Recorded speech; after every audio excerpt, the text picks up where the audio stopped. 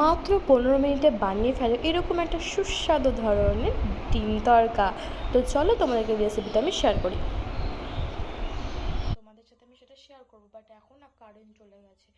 পরে আমি তোমাদেরকে দেখাচ্ছি যে ওটাকে আমি কিভাবে রান্না করব। তোমরা তো অনেকেই জানো, কিন্তু আমি ওটাকে একটু অন্যরকমভাবে করব।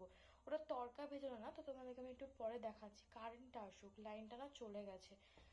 তো আমি এই যে মোবাইলের ক্যামেরা মানে সরি মোবাইলের লাইট দিয়ে তোমাদেরকে দেখাবো। চলো, ফাইনালি কারেন্টটা এলো, তো চলো তোমাদেরকে দেখাই।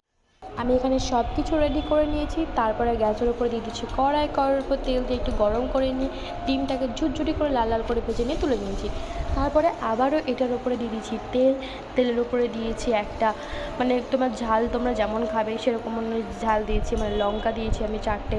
তারপরে দিয়েছি পেঁয়াজ কুচি, তারপরে দিয়েছি একটা তেজপাতা। এটাকে ভালো করে লাল লাল করে ভাজার পর এটার উপরে দিয়েছি টমেটো। টমেটো কুচিটাকে ভালো করে নাড়াচাড়া করে এর মধ্যে সব রকম মশলা দেবো, যেমন আদা রসুন বাটা, তারপরে হলুদ, লবণ, লঙ্কার গুঁড়ো, জিরের গুঁড়ো, আরও রকমের মশলা আমি সব রকম দিয়েছি। দেওয়ার পর এটাকে ভালো করে কষিয়ে নেওয়ার পর সেদ্ধ করার তরকাটা ছিল ওটাকে কিন্তু আমি ঢেলে দিয়েছি। ঢালার পরে ওটাকে ভালো করে কষিয়ে নিয়ে ওর উপর ধনেপাতা ছড়িয়ে দিয়ে সামান্য পরিমাণ জল দিয়ে দেবো ঢাকা।